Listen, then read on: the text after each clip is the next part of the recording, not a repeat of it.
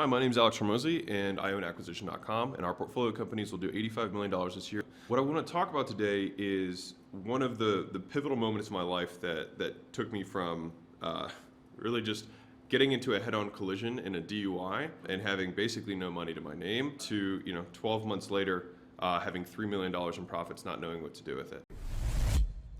There was a series of decisions that happened in that period of time that radically transformed my life, and so I want to talk to you about one of the more significant ones today.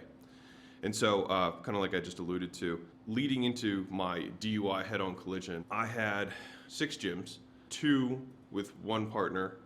I had 3 with another partner, and then I had 1 on my own. So I had all these kind of weird arrangements that were going on in my life at that time. I also had a partner that I was doing a 50-50 split for dental agency work, and the same partner, we also had an agency together for chiropractic agency work. I'm also doing in-person gym launches. So that means that I was flying out in person and doing gym turnarounds and trying to launch gyms. And at the time, I was so stressed that I was drinking, probably half a bottle every night just to, honestly, not to get drunk, but just to not be stressed. It took me a really long time to just even function, in the morning, because I was so spread thin mentally. And what I want to kind of talk you through is some of the decisions and how I thought through them, because I don't know where you're at right now, and it doesn't really matter what the scale is of what the decisions are, because I've made decisions like this at multiple times in my life. I ended up going to an attention coach. I know that sounds ridiculous, but I went to a coach to help me manage my attention.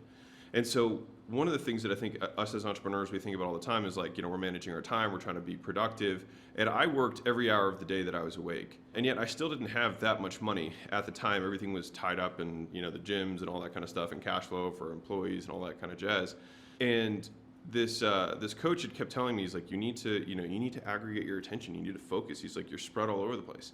I pretty much just would nod along and listen. And I tried to do some of the stuff they told me to do. But I was making some progress. But it wasn't until I drank so much that I ended up getting into a head-on collision at 60 miles an hour on the highway. And I actually walked away from that. And I didn't hit anyone. I was actually getting pulled over, and there was a car that was in the side, the shoulder, that was turned off. It was dark. And so I was looking over my shoulder and just kind of going from lane to lane as I was getting into the shoulder as I was getting pulled over. As I was getting pulled over by the cop, in the shoulder there's a black car, and I nailed it. And so anyways, they say that because I was drunk, I was really relaxed, and that's why I didn't get any injuries. Who knows? But anyways, I stepped out of the car, I'm getting whatever they do, signed paperwork, whatever. And the next day, after Layla picked me up from jail as my girlfriend, not my wife at the time. She was like, this guy's a real winner. Anyways, and so she picks me up, and the next day, I have a conversation with him, obviously, and he's like, your lack of making decisions is going to kill you. And I remember him saying that to me, and he was like, the reason you're stressed is because you have all these decisions that you know you should make, and you're not making them. I wanted to make this because I wanted to talk about probably the second hardest decision I made in my life. The hardest decision was quitting my job. Probably the second hardest decision was the decisions that I had. It was a multitude of decisions that I had to make that I knew I was supposed to make, and I just didn't know how to confront them. And it seems like it's a common theme in my life that when I only make decisions when I'm literally confronted with my own mortality. And so if you notice that as a common theme among my stuff, it's because for some reason I can't get myself to decide to do things unless I literally think I'm going to die. And so I saw this, and it became the catalyst for me making a number of changes in my life. And so what I did over the next, really the next 48 hours was a rapid series of decisions that consolidated all my attention into one thing. And so that's what I want to talk to you about. So the first thing I did, I called up the partner that I had the 2 agencies with, and I said, hey, I can't do this. I'm doing gym agency work where I'm flying out and doing turnarounds. I'm doing dental agency work, and we're doing chiropractor agency work. I was like, I can't do any of it. So I'm out. I just was like, I'm out. You can have everything. I'm done. It was like, okay. And that was a horrible conversation to have because I felt like I was letting a partner down. And then I called up the partner that I had in the multitude of gyms, more of the gyms, and I said, hey, how can we figure out a way for us to, walk away? I want to do this gym launch stuff. And so, we ended up working it out, and I basically gave away the gyms at fire sale numbers, more or less. I was able to sell 2 of them successfully for a better number, but the rest of them I pretty much just gave away. And then the partner that I was in the new gym with, I said, hey, I don't want to do this anymore. I need to focus on gym launch. Obviously, all those conversations did not go, super well. They weren't super well received, but I think I just was only able to have the courage to do it because I had almost died the night before. And so it just gave me this massive perspective where I was like, I'm so afraid of letting these people down that I might die. And so I ended up making all those decisions just in a matter of like a day or two, and having those conversations. And so I think the lesson for me that I've taken with me that's been the most valuable thing of this is, one, you won't die when you make those calls. But second, a lot of times I feel like when I was a newer entrepreneur, and even as I feel it as I accumulate unmade decisions, right? I think we accumulate these unmade decisions or unconfronted conversations. And what happens is there's like a portion of my brain and my decision making, my thinking power that just gets allocated to this chunk, this decision, right, that needs to be made that is unmade, that I know I should make and I probably know what the right call is, but it's just sitting there unmade. And so it's like as we start accumulating these things, it's like my actual amount of thinking power continues to decrease until it gets to the point where you're so reactive because you have no brain power. And as a small corollary to that, I don't know if you've ever if you remember when you were a kid and you had homework or something like that, and you were staring at a math problem and you couldn't figure it out, and you're staying up late into the night and you're like, whatever, I'm gonna go to sleep and see if I can think about it in the morning. And then you wake up the next day and you feel refreshed and you look at the problem and it seems obvious. You're like, oh, duh, here it is, and then it's done, right? I feel like that is an expression of having far more attention, far more decision-making power, far more thinking power, because you can concentrate on this one thing and all of a sudden it seems easy. And I think that business and life are a lot like that, at least they have been for me, where it's like, if I feel like simple decisions take an inordinate amount of effort, it's because I'm too distracted. I have too many things, too many unmade decisions, too many unconfronted conversations that I need to have. And those can be life conversations with a spouse, they can be conversations with parents, they can be conversations with siblings, they can be conversations with business partners, they can be conversations with employees, they can be decisions that must be made.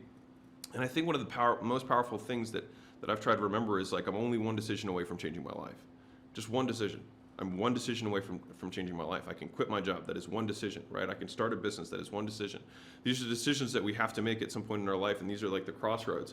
There's 2 kind of major themes that I have. One is that most people don't regret doing things, they regret not doing things. And so I know that when I die, I don't want to regret not having done things. I'd rather do things than fail so that I do not have the regret, and I'll have the experience. And having that kind of thought process has been extremely helpful for me.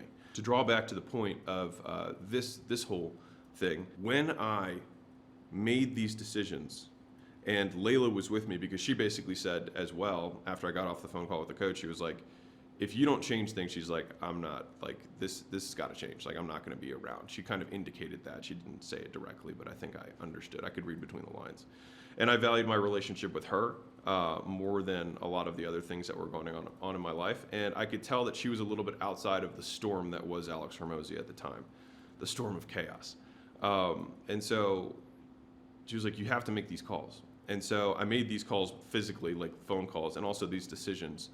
And what resulted next was really I had to suffer the pain of the consequence of those decisions, which was very hard for me. But I felt determined that I had made those decisions. I felt confident, and I felt like I had more attention and more bandwidth at my disposal because I had made the tough calls. And I started believing in myself more because I was like, man, if I can make these calls, then I can do this next thing. And so that was kind of, I would say, the explosion that created the beginning momentum of I can do this.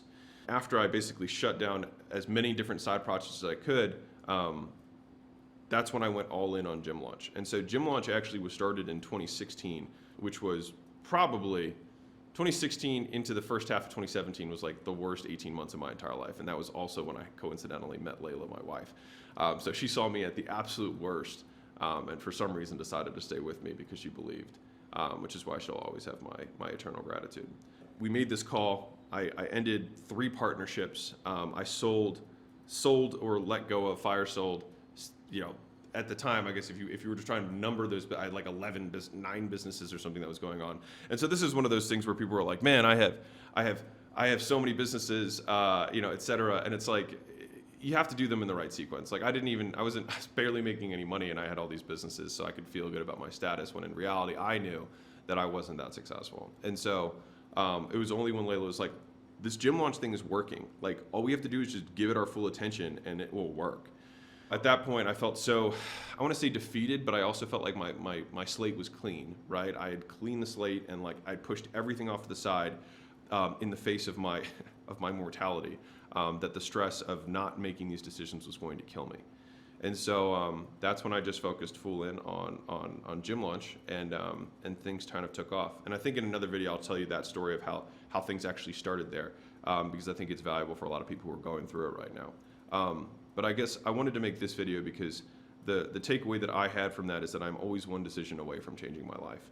And I'm often one conversation away from getting my attention back. I'm one decision away from getting all my attention back from where I'm feeling distracted. So I don't know where you're at right now, but the most valuable thing that we have as entrepreneurs is not our time, but our attention. If we have all of the time, but we have a million things going on, we are useless because we have no decision-making power. We have no thinking power because little pieces of our brain are being allocated these unformed, unfinalized decisions that maybe can cost you your life. And I don't know. I mean, it did almost for me, which is why I've been so ruthless with my attention since then. And had to, and by consequence, so disciplined with my focus. It's not because I'm naturally that way. So hopefully this story will illustrate that to you, that this was not something that naturally came to me, but was a decision that I had to make to save myself. And so don't know where you're at right now. My name's Alex Hormozi. We own acquisition.com. Our portfolio companies now do about $85 million a year. I made this channel because a lot of people are broke, and I don't want you to be one of them. And I think that everyone has 100% within their control to become the top 1% of the United States, which is already the top whatever percent in the world. So anyways, lots of love, everyone. If you did like this, hit the subscribe button. If you didn't, love you either way. And I'll see you in the next video. Bye.